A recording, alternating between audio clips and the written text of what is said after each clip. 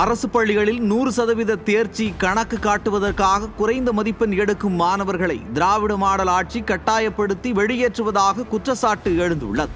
அனைத்து குழந்தைகளுக்கும் கட்டாய கல்வியை உறுதி செய்ய வேண்டிய கடமை அரசுக்கு உள்ளது. ஆனால் சமத்துவம், சமூக நீதி என பேசும் திராவிட மாடல் ஆட்சியில் அரசு பள்ளிகளில் குறைந்த மதிப்பெண்கள் எடுக்கும் மாணவர்களை பள்ளியில் இருந்து வெளியேற்றுவதாக பெற்றோர்கள் வேதனை தெரிவிக்கின்றனர். சென்னை உள்ளிட்ட பல்வேறு பகுதிகளில் உள்ள அரசு பள்ளிகள் தங்களது பள்ளியின் தேர்ச்சி விகிதம் குறைந்துவிடக்கூடாது என்பதற்காக எந்த மாணவர்கள் சரியாக படிக்கவில்லையோ அவர்களின் ஒழுக்கம், ஒழுங்கீனம் போன்றவற்றை காரணமாக கூறி பள்ளியில் இருந்து வலுக்கட்டாயமாக வெளியேற்றப்படுகின்றனர்.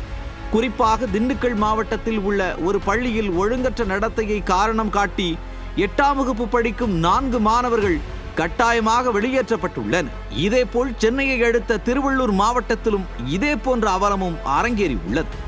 பள்ளிகளில் ஒழுங்கீனமாக நடந்து கொள்வதாக கூறப்படும் மாணவர்களுக்கு தகுந்த ஆலோசனை மற்றும் ஆதரவை வழங்க வேண்டியது ஆசிரியர்களின் கடமை.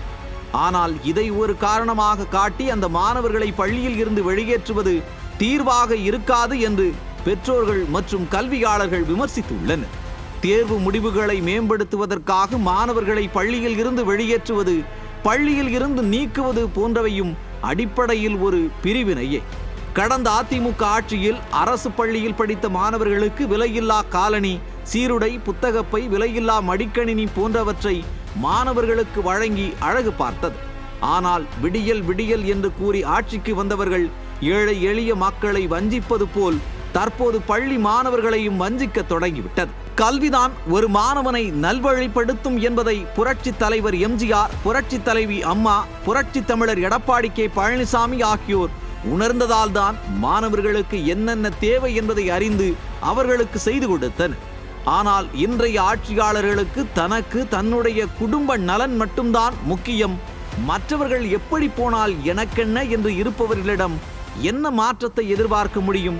மாணவர்களுக்கு எதிரான அரசை விரைவில் வீட்டுக்கு அனுப்புவோம். நியூஸ் ஜே செய்திகளுக்காக பிரகாஷ்.